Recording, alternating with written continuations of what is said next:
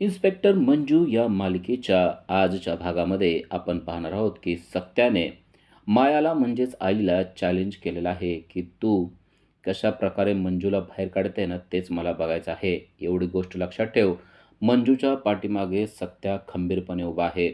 त्यामुळं तुम्हाला तिला अजिबात बाहेर काढता येणार नाही. आणि आता सत्याचं हे सगळं बोलणं ऐकून माया चांगलीच घाबरलेली आहे.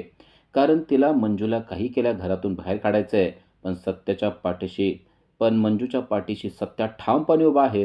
हे ऐकल्यानंतर आता काय कट कारस्थान करावं असा मोठा प्रश्नच तिला पडलेला आहे.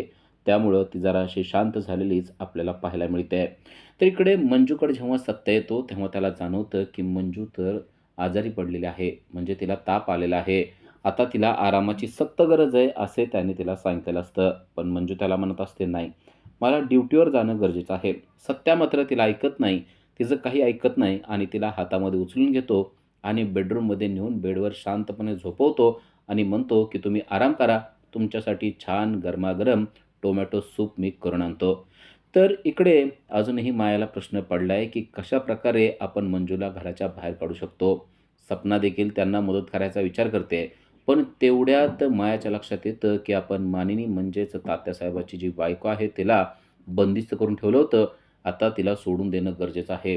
कारण मंजूच्या वर एक इन्स्पेक्टर आलेले आहे आणि जर का तिच्यापर्यंत या गोष्टी कळल्या तर आपल्याला त्या गोष्टीची किंमत मोजावी लागेल. या गोष्टीचा विचार करून ती सपनाला म्हणते की त्या आपण बाईला जे बंदिस्त करून ठेवलं होतं गोडाऊनमध्ये तिला आता सोडवणं गरजेचं आहे. आपण तिकडे जाऊया असं म्हणून ती सपनाला घेऊन चाललेली आहे. तर इकडे सत्याने जसं सांगितलं होतं तसं सूप बनवण्याचा प्रयत्न केलेला आहे. तो किचनमध्ये गेलेला आहे आणि चक्क स्वतःहून ते सूप बनवण्याचा प्रयत्न करतोय. बलमा त्याच्या मदतीला आहे. पण आता सत्या कसलं सूप बनवतोय हे सत्या आणि बलमा यांनाच माहिती. कारण सत्याला तर किचनमधलं काहीच जमत नाही आणि बलमाला पण जमत नाही. आता दोघे मिळून सूप करण्याचा प्रयत्न मात्र चांगलाच करत आहेत. इकडे पोलीस स्टेशनला नवीन पोलीस इन्स्पेक्टर मॅडम येणार आहेत अशी बातमी पोहोचलेली आहे. त्याचबरोबर त्या खूपच कडक आहेत असेही कळलेलं आहे. खरं तर अगोदर अनुष्का पाटील या आलेल्या होत्या, पण अचानक त्यांची बदली मुंबईला झालेली आहे आणि आता नवीन तडफदार पूर्वा मोहिते पाटील नावाच्या मॅडम येणार आहेत हे आता सर्वांना समजलेलं आहे. आणि ते बोलत असतात तेवढ्यात पूर्वा मॅडम आलेल्या आहेत आणि त्या पाहतात की अजूनही मंजू इन्स्पेक्टर ह्या आलेल्या नाहीत. म्हणल्यानंतर त्या असलेल्या कॉन्स्टेबलला विचारतात की मंजू अजून कसं काय आलेलं नाही. तेव्हा ते सांगतात की त्या येत असतात पण आजच त्यांना उशीर झालेला आहे. त्यावर पूर्वा खवळत्याने म्हणते, तुम्ही काय त्यांचं वकीलपत्र घेतलेलं आहे का? पटकन त्यांना फोन करायचा आणि त्यांना लगेचच ताबडतोब बोलवायचं आणि त्यांना सांगायचं की नवीन मॅडम इन्स्पेक्टर नवीन DYSP मॅडम आलेल्या आहेत आणि त्यांना भेटायचं आहे. पटकन बोलवून घ्यायचं अशी तंबीच त्यांनी दिलेली असते. तेव्हा ते म्हणतात, हो मॅडम, लगेच आम्ही त्यांना बोलवून घेतो. आणि त्या कॉन्स्टेबलने लगेच मंजूला फोन लावलेला आहे. पण फोन सत्याने उचलला आहे आणि सत्या सांगतोय की मॅडम आजारी आहेत. तेव्हा कॉन्स्टेबल म्हणतात, अहो पण आज असं नवीन मॅडम आलेल्या आहेत आणि त्यांनी त्यांना बोलवलेलं आहे. सत्या म्हणतो, फोन ठेवा, आज काय त्या येऊ शकणार नाहीत कारण त्यांना ताप आलेला आहे. असं सगळं झाल्यानंतर कॉन्स्टेबलने देखील फोन ठेवून टाकलेला असतो. पण सत्याला कळत नाही की अचानक अनुष्का मॅडमची बदली झाली आणि त्या ठिकाणी पूर्वी पाटील नावाची नवीन अधिकारी कसं काय नेमलेले आहे. ह्या गोष्टीचं आश्चर्य खरं तर मंजूला देखील वाटत असतं. पण आता मंजू आजारी असते त्यामुळे ती आता या गोष्टीच्या जास्त खोलात शिरत नाही. तिकडे तात्यासाहेबांनी पूर्वीला म्हणजेच त्यांच्या मुलीला फोन केलेला आहे आणि एक काम दिलेलं आहे.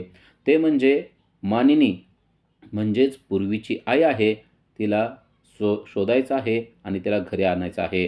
कारण तात्यासाहेबांना टीप मिळली आहे की तिला MIDC मधल्या एका गोडाऊनमध्ये बंदिस्त करून ठेवलेलं आहे आणि तेथून तिला सोडवावं लागणार आहे. हे ऐकल्यानंतर लगेच पूर्वी म्हणते, तुम्ही काहीच काळजी करू नका. ती जिथे असेल तिथून मी तिला आणेल आणि तुमच्या पुढं हजर करेल. तात्यासाहेब आता खुश झालेले आहेत.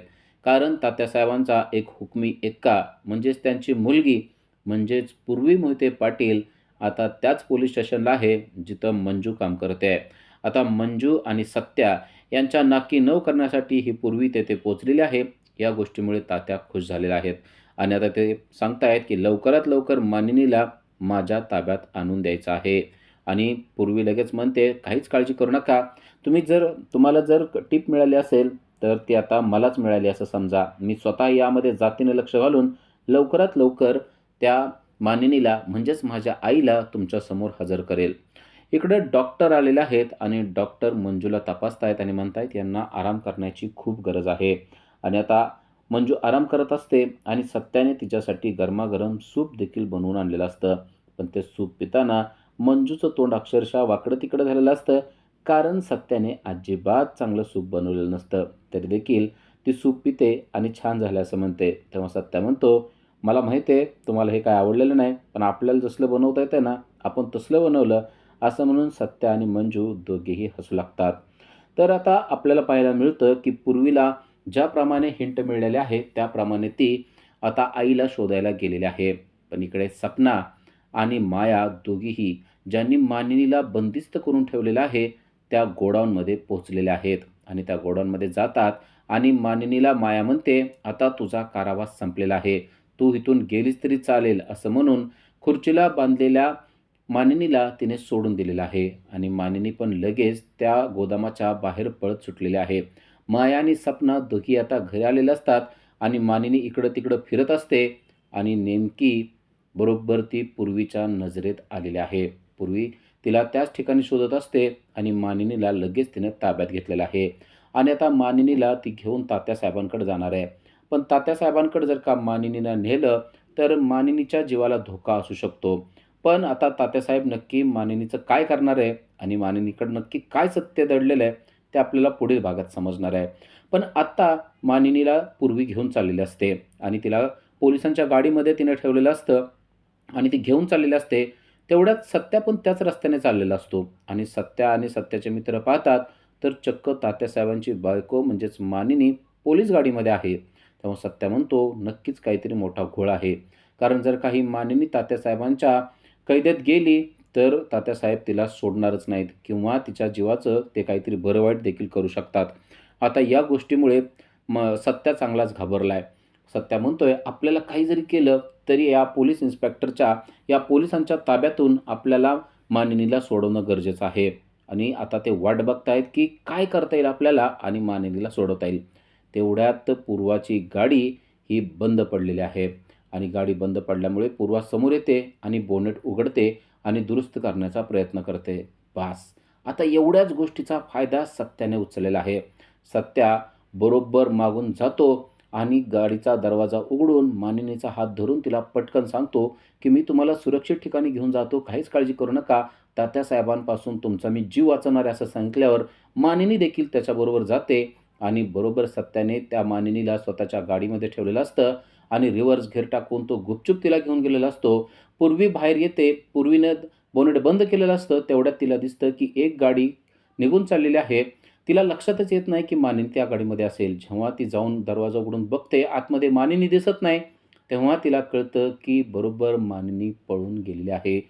पण आता तिला माहिती नाहीये, की या मानिनीला नक्की पळवून कोणी नेलंय. पण सत्याने पूर्वाच्या हातावर तुरी देऊन बरोबर त्या मानिनीला फरार करून नेलेलं आहे. आता जेव्हा ही गोष्ट तात्यासाहेबाला कळेल, तेव्हा तात्यासाहेबाचा चांगलाच तीळपापड होणार आहे. कारण त्याला तर वाटत होतं, आता माझी मुलगी तिथं पोलीस म्हणून गेलेली आहे म्हणल्यानंतर सत्या आणि मंजू काहीच करू शकणार नाहीत. पण सत्याने पूर्वी आली तरी देखील तिच्या हातावर तुरी दिलेल्या आहेत आणि बरोबर त्या मानिनीला फरार करून नेलेला आहे. आता मानिनीचा जीव अजिबात धोक्यात नाही. आता मानिनीकडून सत्याला तात्यासाहेबांचे मोठमोठे सिक्रेट देखील कळू शकतात. नक्की या तात्यासाहेबांनी कुठं-कुठं काय करून ठेवलेलं आहे, हे आता सत्याला समजेल आणि याच गोष्टीचा फायदा उचलून पुन्हा एकदा मंजू तात्यासाहेबांना कसं अटक करते, ते आपल्याला पुढील भागामध्येच पाहता येणार आहे. अशा सिरियलच्या अपडेटसाठी आजच आमच्या चॅनलला सबस्क्राईब करा. Thank you.